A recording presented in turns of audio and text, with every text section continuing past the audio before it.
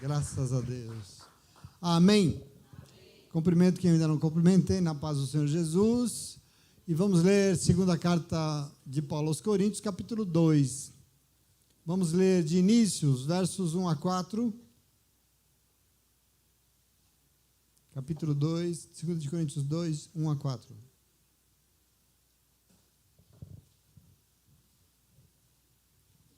Glória a Deus. Mais um momento de estudo. 45 minutos que você tem, 40 minutos só, para meditar na palavra de Deus. Verso 1 do capítulo 2 diz assim: de modo que resolvi não lhes fazer outra visita que lhe causasse tristeza. Pois se os entristeço, quem me alegrará, senão vocês a quem tenho entristecido? Escrevi, como escrevi, para que quando eu for, não seja entristecido por aqueles que deveriam alegrar-me. Estava confiante que todos vocês compartilhariam da minha alegria, pois eu lhes escrevi com grande aflição e angústia de coração, com muitas lágrimas, não para entristecê-lo, mas para que soubessem como é profundo o meu amor por vocês. Amém? Senta no teu lugar. Graças a Deus. Para nos posicionar, então, sobre onde nós paramos, naquilo que o apóstolo Paulo está reiterando para a igreja de Coríntios em sua segunda oportunidade. Não é a segunda, mas semana passada nós vimos que a relação dele com a igreja passava e passou por uma crise, e era uma relação que estava um tanto quanto abalada, né? Nós vimos isso já, principalmente porque a igreja, infelizmente, falava coisas indevidas a respeito de Paulo. Tinha situações não muito bem, assim, alguém da igreja levantou uma acusação seríssima contra ele. Hoje ele vai falar disso, porque diz que ele estava interessado em passar lá 2 vezes numa viagem só, né? Na ida e na volta. Ele queria passar lá 2 vezes na mesma viagem, porque, segundo esse sujeito aqui com a língua comprida, aquele empenho todo de Paulo é porque ele estava interessado na coleta dos dízimos, das ofertas que a igreja tinha feito para a igreja de Jerusalém, né? Então, essa foi a acusação. Quer dizer, Paulo queria tanto voltar lá porque ele estava de olho no dinheiro. Essa foi a acusação séria, assim. Eu aprendi isso na universidade, a gente aprofundou um pouco o estudo dessa carta para chegar a essa conclusão, porque os exegetas não falam dessa acusação, mas ela é real. Quanto mais você lê, você percebe. E lembrando mais, o plano de Paulo, então, era ir para Corinto. De Corinto, na primeira carta ele escreve isso, de lá ele ia para Macedônia, depois ele ia voltar para Corinto uma segunda vez, para dali prosseguir viagem. Quer dizer, ele ia passar numa mesma viagem 2 vezes ali, e isso era um pouco, não era muito usual, vamos dizer assim, né, em Paulo. Ele ia, mas aqui sim. Mas a razão mesmo desse interesse por eles é que ele tinha um zelo, ele tinha um amor, já falei isso para vocês, muito grande para aquela obra. Agora, quando as pessoas se deixam, infelizmente, ser usadas pelo demônio, infelizmente, sempre acaba e vai ter falação, né? E é a questão aqui. E ele vai falar disso hoje. Porque quando Paulo soube disso, ele ficou muito abalado. Isso judiou dele de um tanto, a ponto dele mudar o plano. Ele decidiu, então tá bom, então não vou voltar uma segunda vez lá. E para informar isso, ele escreveu uma carta. Só para você entender aqui o momento, que quer dizer o seguinte: entre a primeira carta que nós já estudamos e essa segunda, teve outra. Só que essa carta se perdeu. Nos comentários dele, ele escreveu coisas para essa igreja que não estão na primeira carta, sobretudo nesse cancelamento de viagem. Quer dizer, teve uma terceira carta ali no meio, entre uma e outra, só que essa carta se perdeu. A pesquisa acadêmica dá conta disso, que essa carta existiu, mas ela se perdeu, né? E agora, você sabe o que aconteceu quando Paulo, então, escreveu essa carta aí, intermediária, para dizer que ele tinha desistido de voltar lá por causa da falação? Sabe o que aconteceu? Começaram a dizer, então, que Paulo não tinha palavra, que ele não era um homem de palavra, porque ele falou uma coisa e depois ele mudou. Difícil, né? Complicado. Bom, nós terminamos a nossa leitura da semana passada, você se lembra, com ele dizendo que ele era um homem de uma palavra só. Ele não era homem de meias verdades. Ele, como era o Senhor, para Paulo as coisas de Deus eram sérias. E com isso, para ele, tinha que ser sim, sim, não, não. Ele não era homem de uma hora sim, daqui a pouco não. Assim que nós terminamos a leitura da semana passada. Não tem meias palavras, não tem enganos, não tem conversa fiada. Quando o assunto é Deus, eu não brinco. esse é o destempero, por isso que ele escreveu aquilo. E hoje ele parte exatamente daqui, quando nós começamos o capítulo 2, porque ele diz assim, de modo que resolvi não lhes fazer outras visitas para não lhes causar tristeza. É daqui que ele começa. A ofensa foi muito grave, ele está profundamente ofendido, e Paulo, só para você entender, ele está pronto para perdoar, mas antes de perdoar, essa situação tinha que ser muito bem esclarecida, que ele não ia deixar de dizer o que ele achava daquilo. E é isso que nós vamos ver, quer dizer, pois se os entristeço, quem me alegrará senão a vocês que eu tenho entristecido? É isso que ele diz aqui, onde nós lemos. Escrevi como escrevi, quer dizer, escreveu isso, não na primeira carta, numa carta intermédia. Eu escrevi como escrevi, para que quando eu for, não seja entristecido por aqueles que deveriam me causar alegria. Né? Ele está muito, quer dizer, esses estudos então dão conta que entre a primeira e a segunda teve outra carta que se perdeu, pois ele se refere a uma coisa que ele escreveu. Eu escrevi como eu escrevi para vocês, né, desistindo da viagem. A primeira carta não tem isso, quer dizer, tem uma carta no meio aqui, entendeu? Eu escrevi como eu escrevi e avisando que ele não vai voltar lá. E ele diz aqui sobre a tristeza que a igreja causou àqueles que para ele deveria causar alegria, porque ele tinha muito orgulho e ele queria que eles se alegrassem que causasse. Então, eu estava confiante de que todos vocês compartilhariam da minha alegria. Estava tão feliz em ir aí, e aí eu recebo isso. Quer dizer, eu estava tão contente, eu confiava em vocês, pensei que a minha alegria também seria a alegria de vocês. E ele diz assim, pois eu escrevi a vocês com grande aflição e angústia de coração, em meio a muitas lágrimas, porque ele recebeu aquilo acabou com ele. Não para entristecê-los, mas para que vocês saibam o quanto é grande o meu amor por vocês. Bonito, né? Ele se abre, ele se rasga. Então nós vamos vendo nos detalhes que Paulo vai revelando, lógico, uma grande decepção e tristeza, porque para ele aquilo foi muito duro, ouvir aquilo da igreja foi muito duro, uma igreja que ele amava, mas também revela o quanto ele amava aquela igreja, ele afirma com todas as letras. Agora, alguém de dentro da igreja, que a gente não sabe quem é, quer dizer, a gente sabe, era um endemoniado lá, alguém que deu ouvido ao Satanás lá dentro, fez uma acusação então pesadíssima contra ele. Mas o nosso apóstolo aqui, o nosso querido, ele é movido por Jesus Cristo. E por isso, diante da decepção, da dor e da tristeza, Paulo está pronto e disposto a perdoar. Isso é muito bonito. Leia comigo o verso 5 para você ver como isso é lindo. Vou ler do 5 ao 11.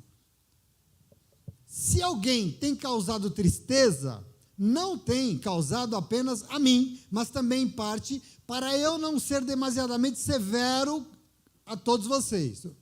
A punição que lhe foi imposta pela maioria de vocês já é suficiente. Agora, pelo contrário, vocês devem perdoar-lhe e consolá-lo, para que ele não seja dominado por excessiva tristeza. Portanto, eu lhes recomendo que reafirmem o amor que tem por ele. Eu lhes escrevi com o propósito de saber se vocês seriam aprovados, isso é, se seriam obedientes em tudo. Se vocês perdoam a alguém, eu também perdoo. E aquilo que perdoei, se é que havia alguma coisa para perdoar, perdoei na presença de Cristo, por amor a vocês, a fim de que Satanás não tivesse vantagem sobre nós, pois não ignoramos as intenções dele, desse cachorro. Deixa eu tentar pensar com vocês isso aqui, que isso é importante. Quer dizer, o tal que fez as acusações a Paulo já foi punido pela maioria. É isso que ele diz aqui. Provavelmente ele foi repreendido pela comunidade. Se não por todos, pelo menos a maioria repreendeu. E isso aqui é muito importante. Para você entender o momento aqui que nós estamos vivendo, isso é muito importante para que a gente aprenda. Porque diante desse tipo de coisa, é muito importante que a comunidade se posicione. Sabe por quê? Porque é isso que cala a boca de Satanás. Nós precisamos entender isso. Por isso eu sempre digo que em nosso meio nós não podemos permitir ouvir determinadas coisas. Não é tudo que a gente pode ouvir. Não pode. Principalmente aquelas falas usadas por Satanás para causar divisão, acusação e discórdia. E por isso nós temos que repreender, porque esse é o jeito que nós temos de calar a boca dele, porque Satanás não pode falar no meio do povo de Deus. Não pode. Ele não tem esse direito, não foi dado a ele essa autoridade. E aí eu quero que você entenda isso. Entretanto, aqui não é tudo isso. Porque além do nosso posicionamento diante de uma atitude indevida que nós vivemos, nós temos que ir além, porque nós não podemos jamais julgar quem foi que deu ouvido a isso, deu ouvido ao que não devia. Nós não podemos julgar. Por quê? Porque a gente se posiciona, porque nós não compactuamos com o mal, nós não compactuamos com o pecado, no entanto, nós amamos o pecador. Isso nós temos que entender, porque às vezes a gente não entende. Lembra que Jesus elogiou Pedro para burro, porque Pedro reconheceu que ele era o Senhor, o Cristo, o Filho do Deus vivo. Lembra disso? Pedro, não é de você que vem isso, mas é do próprio Espírito de Deus. Porque Pedro, quem diz que eu sou? Tu és o Cristo, o Filho do Deus vivo. Tá? E o Senhor elogiou Pedro quando ele reconheceu isso. Pois é, logo depois Jesus virou para Pedro e disse o quê? Se afasta de mim, Satanás. Quer dizer, por quê? Porque Pedro era demônio? Não. Pedro era um discípulo querido de Jesus. Mas por que Jesus disse, se afasta de mim, Satanás? Por quê? Porque Pedro estava dando ouvidos a coisas indevidas, dizendo que, falaram no ouvido dele que Jesus não deveria morrer. Por isso que Jesus fala, se afasta de mim, Satanás. Por quê? Porque Pedro estava dando ouvidos, estava dando crédito a coisas humanas e não ao plano de Deus, que ele tinha que morrer na cruz. Então, é por isso que Pedro estava dando ouvido a Satanás e a sua boca estava sendo um instrumento maligno diante de Jesus. E aí, diante de Jesus, Satanás tem que se calar, porque ele precisa se calar, é por isso que ele fala, se afasta de mim. E nós temos que repreender sim. Entretanto, uma coisa é a pessoa permitindo uma coisa, uma sua vida, uma coisa indevida, e que nós temos que repreender, não podemos compactuar. Agora, outra coisa é o nosso coração com relação à pessoa que está dizendo isso. Nós não podemos misturar. E aqui é muito importante na atitude de Paulo. Nunca se esqueça que todos nós éramos inimigos de Deus. Mas mesmo assim, ele, movido de um coração maravilhoso, nos deu Jesus Cristo para nos perdoar. Ou você acha que Jesus nos perdoou quando a gente merecia, a gente era filho e filha de Deus? Nos perdoou quando a gente era inimigo dele. E nós não podemos perder de vista isso. Pois é exatamente por isso que o nosso coração precisa se alinhar com Jesus Cristo. Se alinhar com o coração de Jesus. E aqui Paulo mostra o que significa um coração que já passou por Cristo Jesus, já se alinhou com o dele, porque Paulo clama para a igreja para perdoar o ofensor. Não deixem ele triste, perdoem ele. Olha isso, olha o que esse homem falou de Paulo, olha o que ele está pedindo para a igreja. E aqui é importante porque nós temos que entender que nós não podemos ficar orando da boca para fora, pedindo para Deus perdoar nossas dívidas quando a gente perdoa os outros, né? Que nos ofendem, que são, né, que têm dívida conosco. A gente não pode orar isso para nós temos que começar a levar a sério. Se a gente ora, Senhor, perdoa as nossas dívidas como nós perdoamos os outros, isso é uma verdade. Isso para nós tem que ser sério. Ou pior, nós não podemos ficar usufruindo do perdão que o Senhor nos deu de graça na cruz do Calvário, sem com isso transformar o coração aqui e liberar perdão para aqueles e aquelas que nos fazem mal. Eu já ouvi isso, não consigo perdoar, pastor. Ah, é? E se Deus falasse, não consigo te perdoar, o que seria da sua vida? E nós temos que tomar posse disso. Por isso, meus irmãos, eu sempre digo que perdão não é uma escolha. Não. Para nós que já fomos alcançados por Cristo Jesus, para nós que já fomos salvos e libertos e perdoados por Ele na cruz do Calvário, para nós é uma obrigação inegociável, perdão. E aqui é uma medida que eu quero que você tome. Inclusive, esse perdão precisa ser, não diz, mas coletivo. E é bonito aqui o que acontece, porque tem que ser alvo da igreja. Porque Paulo diz, se vocês perdoam alguém, eu também perdoo. Se a igreja perdoou, quem sou eu? Se a igreja perdoou, eu também perdoo. E aquilo que perdoei, se é que havia alguma coisa para perdoar, perdoei na presença de Cristo, por amor a vocês, a fim de que Satanás não tivesse vantagem sobre nós, pois nós não ignoramos as intenções dele. Percebe como às vezes o diabo vem, ele usa a vida de pessoas, e ele vem e ele quer usar isso para destruir comunhão. Então veja, se o povo de Deus perdoa, eu também perdoo. Se é que eu, pecador igual, tenho que perdoar alguma coisa, se eu mereço alguma coisa, ainda mais na presença de Cristo, que fez o que fez por mim, só para me perdoar. Mas eu tenho que perdoar. Afinal, Satanás sabe o que faz, e o que ele quer é acabar com a nossa comunhão, É por isso que ele faz essas coisas, ele prepara. O que ele quer é impedir que Cristo faça o que ele quer fazer no nosso meio. É por isso que ele faz essas coisas. Ele quer desestabilizar. E por isso, se alguém deu ouvidos a Satanás, ou se alguém está desviado, ou sei lá, ou deu a ele autoridade, o nosso papel é acabar com isso. É repreender a ação maligna. E como é que nós fazemos isso? Sendo diferentes. Como é que nós vamos ser diferentes? Perdoando quem faz o mal. Você está entendendo como é que você cala a boca do diabo na tua vida? Porque ele quer falar o tempo todo. Você acha que não? Ele quer falar. Mas ele tem que calar a boca. E você tem que saber como é que você faz isso. Eu estava conversando com o Pedro, foi semana passada, e disse o seguinte: a vitória do mal sobre nós, sabe qual é? É nos fazer como ele. Pensa comigo. Quando é que Satanás vence? Você acha que ele vence quando ele te ofende? Você acha que Satanás vence quando ele fala uma mentira a teu respeito? Você acha que Satanás ganha quando ele bate na tua cara? Não. Sabe quando ele vence? Ele vence quando você cede e se torna como ele. E você fala, mas como assim, pastor? Sim, porque quando você recebe uma ofensa e devolve com outra ofensa, você está sendo igual ao mal que quis te atingir. Você está sendo a mesma coisa. Se alguém te dá um tapa, você dá um tapa de volta, você é diferente no quê? Presta atenção.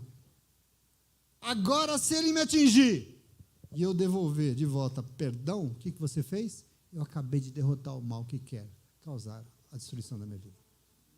Nós temos que entender isso. E aqui é a questão de Paulo. Paulo não vai impedir o que Deus tem que fazer, nem na vida da igreja e dos irmãos de Corinto, nem na sua vida, porque Satanás está usando a boca de algum. Não. O que eu faço? Vamos calar a boca dele como? Perdoem ele. Reintegre ele. Ele fala isso várias vezes em outros momentos. Não foi por outra razão que Jesus diz que quando alguém bater na tua face, você tem que dar outra. Por quê? Você acha que é porque nós temos que ser saco de pancada? Não. A intenção não é ficar apanhando igual besta. Não. Porque a Bíblia Sagrada diz, inclusive Paulo diz em Romanos 12, que o mal se vence com o bem e não com mais mal. Nós temos que saber parar com isso. Nós temos que saber repreender isso. Na cruz do Calvário, diante de todo tipo de escárnio, de acusações, de gente tirando um sarro dele, o que Jesus fez? Pai, perdoa-lhes porque eles não sabem o que fazem. Sendo enxovalhado ali. E aí, você não é o Cristo, filho de Deus? Daí, ó. Você não salvou todo mundo, salva você mesmo. Perdoa eles, Pai. Quer dizer, são atitudes que tem que nos ensinar. Toda vez que você aceita uma ofensa e retruca, você está fortalecendo Satanás que quer te atingir. E a intenção dele é propagar o mal. Porque com isso quem vence é quem? É ele. É assim que ele vence. É por isso que nós temos que ter esse espírito nos controlando. Por essa razão, Paulo diz, a fim de que Satanás não tivesse vantagem sobre nós, pois nós não ignoramos as intenções, o que ele quer fazer. A gente sabe o que ele quer fazer. E nós não vamos deixar. Então, a vitória do mal é te fazer como ele. É que você replique o que ele quer fazer com você. E nós temos que ficar atento com isso. É por isso que é tão bom, às vezes, se calar, né? Por isso que é tão bom, às vezes, fecha a matraca. Porque você impede tanta coisa ruim na tua vida. Não, mas ele me xingou. Deixa ele. Perdoa. Quando você perdoa, o céu se abre e os anjos dizem amém. Satanás calou a boca na vida dele. É assim que acontece, e nós temos que aprender com isso, porque isso é muito importante. E por essa razão Paulo foi, e a vitória então aí. E para quem teve o coração alcançado por Cristo Jesus, para quem já passou pela cruz, precisa ter o perdão como padrão de relacionamento com as pessoas. Esse negócio que fizeram comigo, eu não consigo perdoar minha mãe. Para sua mãe, ela fez, deixa ela então lá fazendo, o Senhor já não chegou? O Senhor já não está te dando oportunidade de mudar? Então vamos ser curados em nome de Jesus. E não só perdoar os seus amiguinhos, mas é perdoar quem mais te ofende. Lembra Jesus em Mateus 5? Lembra? Quem mais te faz mal, se vocês amarem aqueles que os amam, que recompensa vocês terão? Não é Jesus? Até os publicanos fazem isso. Se vocês cumprimentarem apenas os seus irmãos, vocês estão fazendo o que de mal? Os pagãos fazem a mesma coisa. Quem são vocês? Quer dizer, a sua justiça tem que exceder e muito a de tudo que você vê no mundo em nome de Jesus. Isso é Jesus Cristo. Então, por saber de tudo isso, Paulo perdoa e intercede pelo perdão da igreja. Amém? Agora veja o verso 12. Vamos ler do 12 ao 17. Tudo bem até aqui? Tem alguém ofendido aí? Eu peço perdão. Verso 12 diz assim, ó. Quando cheguei a Troade para pregar o evangelho de Cristo e vi que o Senhor me havia aberto uma porta, ainda assim não tive sossego em meu espírito, porque não encontrei ali o meu irmão Tito. Por isso, despedi-me deles e fui para a Macedônia. Mas graças a Deus, que sempre nos conduz vitoriosamente em Cristo e por nosso intermédio exala em todo lugar a fragrância do seu conhecimento, porque para Deus somos o aroma de Cristo entre os que estão sendo salvos e os que estão perecendo. Para esses somos cheiro de morte, para aqueles fragrância de vida. Mas quem está capacitado para tanto? Quem? Ao contrário, de muitos não negociamos a palavra de Deus visando lucro. De novo, ao contrário de muitos, não negociamos a palavra de Deus visando lucro. Antes, em Cristo falamos diante de Deus com sinceridade, como homens enviados por Deus. Até aqui. Veja, observe aqui o que eu disse para vocês, semana passada até, porque essa carta aqui, o que nós vemos, Paulo está tentando e tem que defender o seu trabalho na obra. Ele precisa se defender. E aqui ele diz que apesar de toda a perseguição, apesar de toda a dificuldade aqui que ele encontrou lá em Troade, apesar da falta que ele sentiu, porque ele não viu, Tito não estava lá, ele foi para encontrar, ele não estava ali, Paulo está defendendo o seu mistério. E por isso ele dá graças a Deus, que sempre dá a ele vitória. Deus sempre me dá vitória em todos os enfrentamentos. E aí, veja, se ele me dá vitória, é porque alguma coisa eu devo estar fazendo de certo. É isso que ele está dizendo aqui. Porque existia uma acusação contra ele. Se Deus é Deus sobre mim, está me dando vitória, é porque algo de certo eu estou fazendo. Se alguém então estava questionando o ministério apostólico de Paulo, se outros estavam falando que ele não tinha eloquência, o outro já dizendo que ele era interesseiro, leviano, ganancioso, Paulo diz, mas Deus tem exalado em todo mundo, através do nosso trabalho, a fragrância do seu conhecimento. Deus tem usado a nossa vida com a sabedoria de Deus. Vocês acham que é à toa? Ele está se defendendo aqui, percebe? Ou talvez se desabafando aqui. Então, pode ser que para muitos não, mas para Deus nós somos aroma de Cristo para a salvação de muitos. E para a perdição de quem não aceita também. Porque se não aceita, isso aqui é caminho de morte. É isso que ele diz. Quem é que vocês conhecem com tamanha honra? Me digam. Quem é que recebeu de Deus tamanha capacidade? Porque ele está dizendo, a verdade é que Deus tem nos usado, o Senhor tem nos considerado como aroma de Cristo, sabe por quê? Porque, ao contrário de muitos, nós não negociamos a palavra de Deus visando lucro. Olha que bonito isso. Lembra da acusação de que ele estava atrás da grana? Eu não estou atrás de dinheiro. E eu quero parar tudo aqui para entender, como assim, né, Paulo? Você quer dizer que você não visa lucro com a obra de Deus? A questão aqui é que se a acusação era de que toda a preocupação de Paulo em visitar aquela igreja por 2 vezes é porque ele estava visando lucro, dinheiro, ele vai deixar muito claro aqui, por isso eu disse que antes as coisas tinham que ser muito bem explicadas, e ele vai dizer, não, sabe por quê? Porque eu não vendo a palavra de Deus. E aqui ele vai falar, não negocio a palavra de Deus visando ganho algum, em Cristo eu falo diante de Deus com sinceridade, como homem enviado por Deus. Como tem que ser um homem enviado por Deus, uma mulher enviada por Deus. E aí, eu não sei, quando eu leio essas coisas na Bíblia, meu dia para. Porque confessa para mim, se isso aqui não é um alento.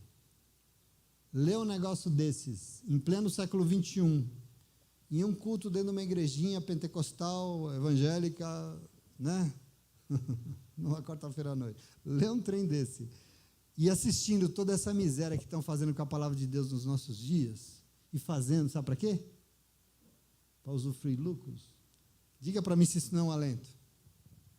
Porque a verdade mesmo é que essa tal igreja que chamam de neopentecostal, eu acho que de pentecostal não tem nada, e também não tem nada de neo, porque não tem nada de novo aqui. E eu entendo que essa igreja neopentecostal, década de 80 para cá, ela é uma grande derrota da igreja do Senhor. É uma derrota. Isso que nós estamos vendo é uma derrota do povo de Deus. Quando a gente estudou a história da igreja, e antes eu achava, e eu costumava dizer, que quando o imperador romano Constantino comprou a igreja cristã, no século IV isso, Ele comprou a igreja. Ele diz, eu me converti agora. Falou para os padres, eu me converti, todo mundo vai se converter agora. E aí, ele estava comprando a igreja, porque o reinado dele estava afundando, ele precisava da igreja que estava crescendo para se sustentar. Mas ele mentiu para enganar os padres, e ele prometeu que todo o império se converteria a Jesus, e que o milênio que estava prometido no Apocalipse ia começar na terra. Quer dizer, um governo de 1000 anos de Jesus Cristo, que a terra ia ser cristã. Ele prometeu, ele estava mentindo. Isso aqui, para mim, impôs a maior derrota na história da igreja chamada cristã. Mas hoje, 17 séculos depois, eu olho com uma tristeza no meu coração tão grande, que a segunda derrota foi ainda maior. Porque a igreja hoje, que deveria honrar o nome de Jesus Cristo, foi comprada pelo mercado a troco de lucro. Nossas igrejas viraram negócios, grandes empresas. Dá muita grana. Isso para mim é terrível. De cada 10 palavras que falam nessas igrejas, 3 é para pedir dinheiro, para angariar lucro. E isso é muito triste. Se usasse o dinheiro para implantar o reino de Deus aqui na terra, menos mal, né? Ainda que ia, está tudo bem. Mas toda essa riqueza que eles arrecadam, está só aumentando, engordando lucros e fortunas, e pastores bilionários. E a gente tem que entender Paulo agora olhando e dizendo, eu não vendo a palavra de Deus, eu não negocio a palavra de Deus por lucro, por dinheiro. Isso tem que nos incomodar. Vende-se a palavra de Deus, barganha-se com Deus em busca de dinheiro, promessas mentirosas e vazias que não se sustentam, tudo focado no tal do mamão. Tudo querendo o tal do mamão. Por isso, quando eu leio esse homem de Deus, cheio de coração, de um coração maravilhoso, misericordioso, precisando se defender das pessoas que deram ouvido a Satanás, dizendo, e aí eu ouço isso, ele dizendo que ele, ao contrário de muitos que estão fazendo, eu não negocio a palavra de Deus visando lucro. Isso para mim, e assim ele fala, ainda diante de Deus eu falo com sinceridade, como deve ser todos que foram enviados por Deus. Aqui a minha esperança renasce. Aqui, eu falo, nós temos que continuar. Aqui a gente se fortalece e nós temos que prosseguir naquilo que nós cremos, porque a palavra de Deus é o que o Senhor espera de nós, em nome de Jesus. Amém? Então, diante de Deus não tem lugar para meias conversas, não tem lugar para os nossos interesses, muito menos para reinar as normas do mercado nem do dinheiro. Nós precisamos dele. Hoje, nós vamos precisar e continuar precisando para manter essa obra funcionando. Não se enganem, né? Não se enganem, nós precisamos. Porque hoje, só o que a Lê viu na rua ali precisa de dinheiro, né? Senão vai lá fazer o quê? Para levar cesta, precisa de dinheiro. Nós precisamos, agora, nós precisamos, não porque Deus precisa, porque as pessoas precisam de ajuda, as pessoas precisam de dinheiro, mas dinheiro jamais vai mandar na palavra de Deus. Jamais você vai poder ouvir alguém aqui ministrando alguma coisa visando lucro, porque esse é o direcionamento de alguém que foi mandado por Deus em nome de Jesus. Amém? Está na igreja, pega o microfone e começa a pedir grana, porque quer ir, porque... Cuidado com esse negócio, porque não sei se isso vem de Deus. Quem diz isso é Paulo. Assim ele termina esse quase desabafo do capítulo 2, de coisas que disseram. E aí ele começa o capítulo 3, veja comigo, e eu vou ler dos versos 1 a 4. Tudo bem até aqui? Entenderam o momento?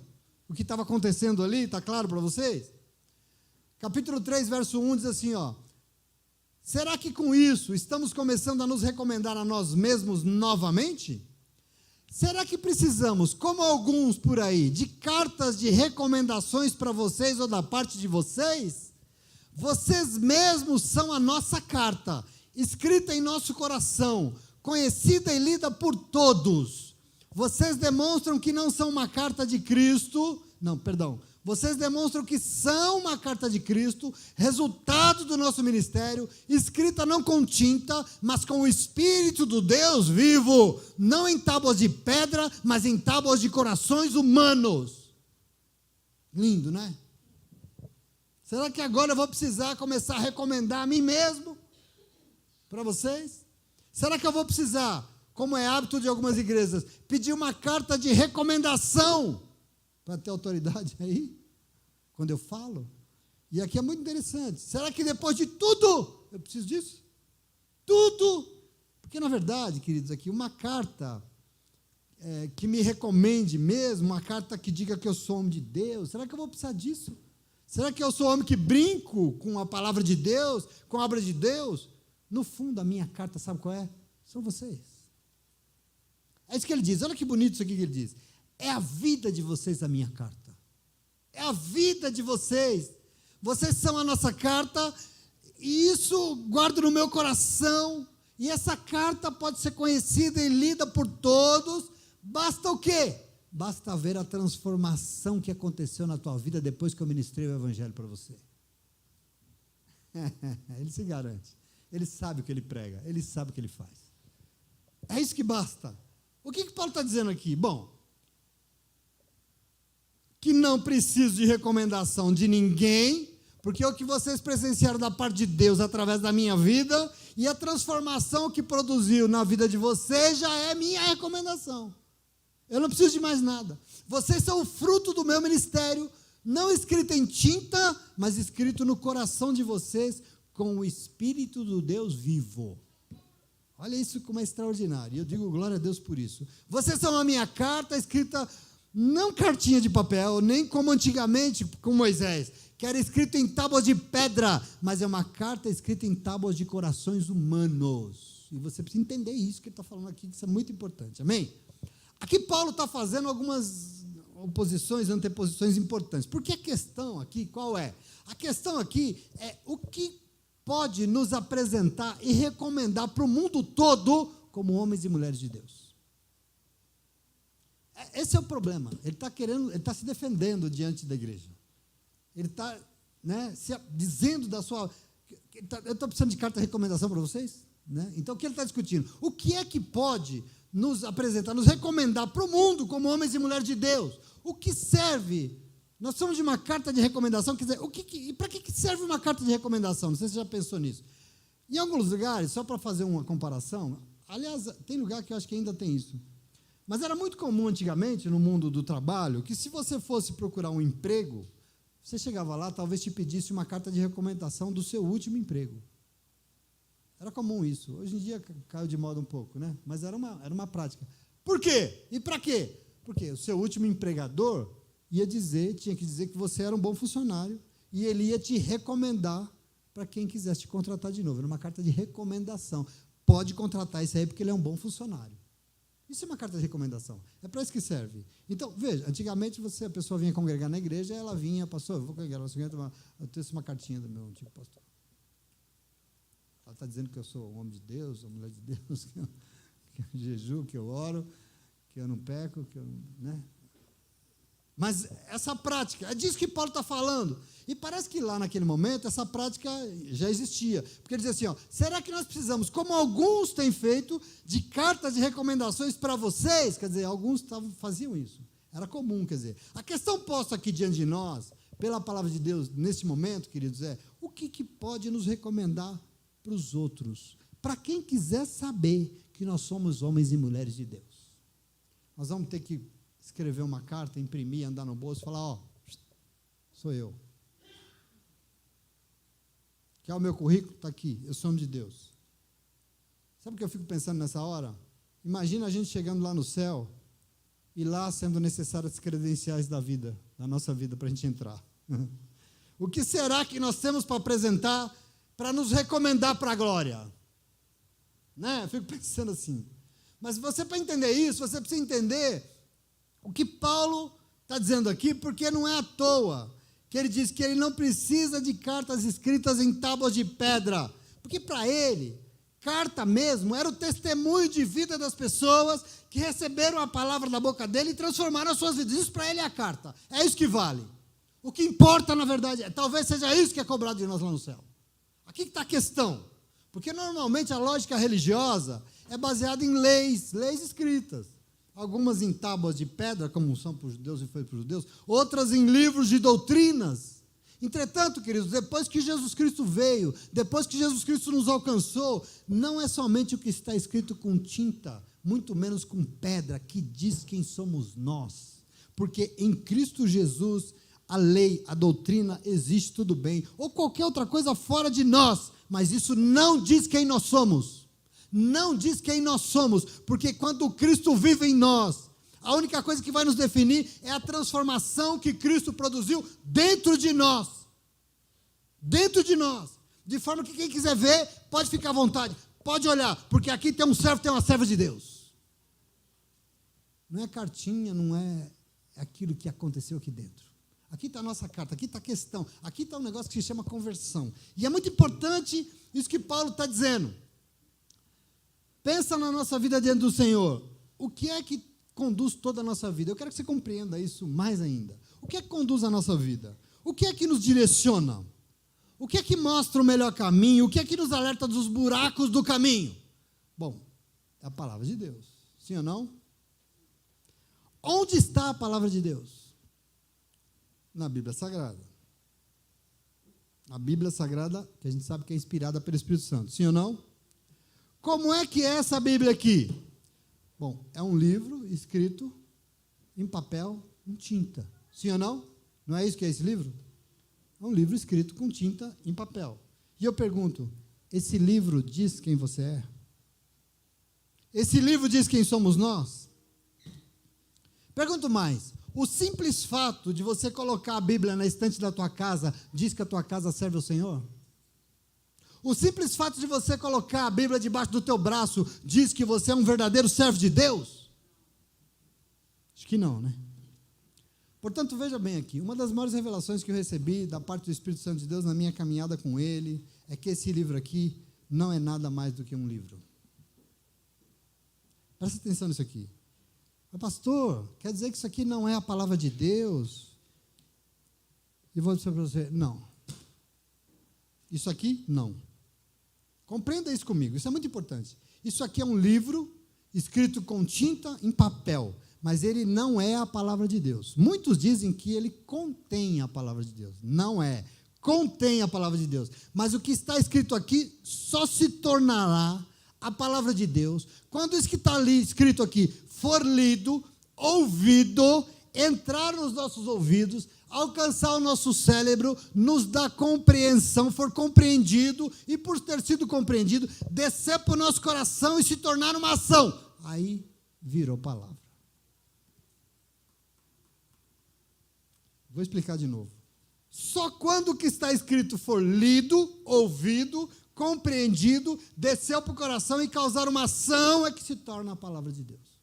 Isso aqui não é a palavra de Deus, isso é um livro que pode ter sido escrito em pedra, em ferro, no diabo que for, na internet, não interessa. Agora isso, para se tornar a palavra de Deus, tem que ser o quê? Lida, ouvida. Entrou aqui, compreendi, pastor. Quando você compreende, desce para o teu coração e transforma a tua vida. Aí ela é a palavra de Deus. Isso é muito importante que a gente entenda, porque às vezes a gente, se o que foi escrito for lido, mas se você está numa noite com muito sono e não quiser ouvir, não vai modificar, porque não vai virar uma ação e não vai mudar a tua vida. E é isso que acontece. E isso aqui não passa de um livro escrito com tinta no papel, e isso aqui não é a palavra de Deus. Deixa eu reforçar aqui. Isso aqui só será a palavra de Deus. Aliás, a palavra que Paulo diz que tem poder para salvar, quando ela descer para o teu coração e produzir a transformação de vida que está escrito aqui, aí ela se torna a palavra de Deus dentro de você, não fora. Não fora. Fora ela não é nada. É por isso que quando vem na igreja, não ouve a palavra ou entra por aqui. Entra por aqui e sai por aqui, não passa aqui pelo cérebro, né? Porque entra por aqui e sai por aqui, a desgraçada. Depois de 5 segundos não lembra mais. Por quê? Não parou para entender. Por isso que às vezes o pastor é chato. Presta atenção aqui, tem que ter reverência, temor com a palavra. Porque se a palavra está sendo ministrada e você está... Vai entrar por aqui, sai por aqui. Vai mudar o quê? Não passa por aqui, você não entende. E se não entende, não desce. Se não desce, você não age. Você não aprende, você não compreende. Presta atenção aqui, ela pode nos salvar. E quando ela desce, ela transforma. Senão, isso aqui não é a palavra. No máximo, ela contém a palavra de Deus. E por conter, ela está aí. Mas onde ela precisa estar? Dentro de um livro. Ela contém, está aqui dentro. Mas aqui dentro, pergunto, você acha que Deus usou o Espírito Santo de Deus para inspirar essa palavra, para ela ficar escrita em página de um livro? Foi para isso que ele escreveu? Para ser um livro bonito? Não, meu irmão, em nome de Jesus, não. Lógico que não. Por isso, você precisa entender, mais do que nós vamos começar, e isso é importante para você entender Jesus Cristo, porque depois de Jesus tudo mudou. Antes de Jesus, eram religiões com suas leis, normas, doutrinas, e tudo isso para Paulo mata. Mata por quê? Porque se não passar por aqui, descer aqui e virar transformação, mata. A letra mata, mas você precisa do Espírito de Deus te dando esse caminho que vai fazer você mudar de atitude. Está claro isso ou não? Essa é a palavra de Deus que a Bíblia fala, que salva, que transforma, e nós temos que tomar posse disso em nome de Jesus. Nós precisamos começar a compreender a revelação daquilo que o Senhor quer fazer em nós.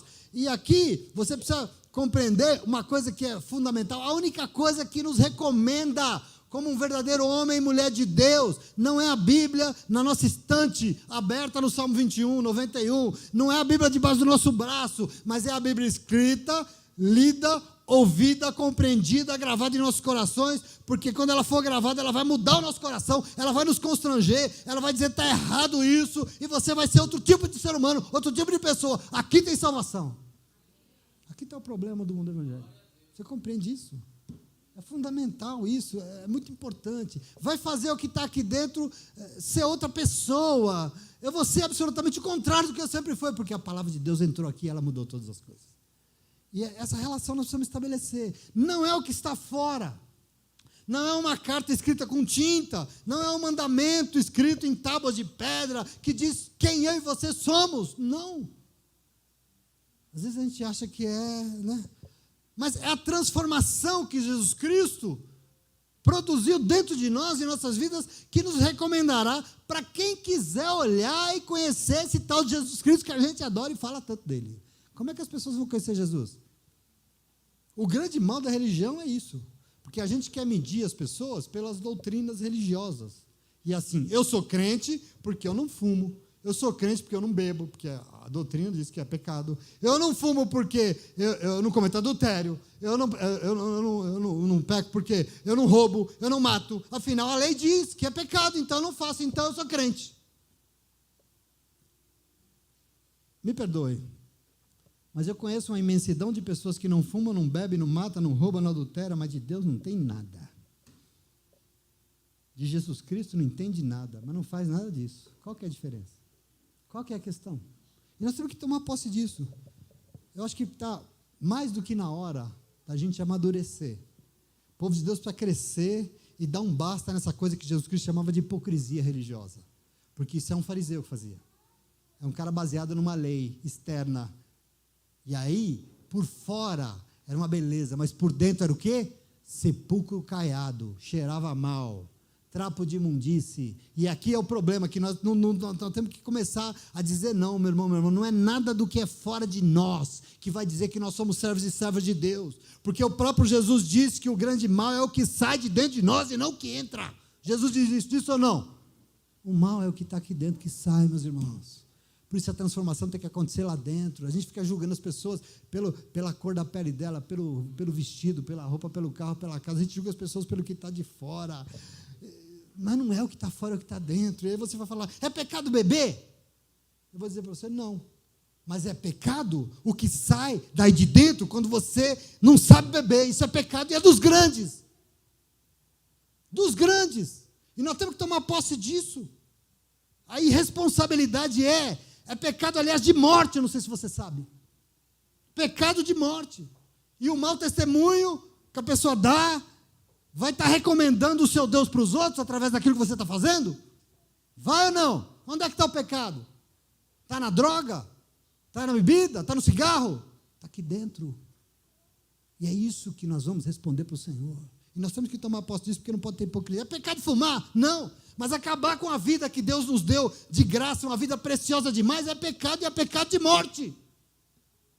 O mal não é o que entra aqui, é o que sai daqui.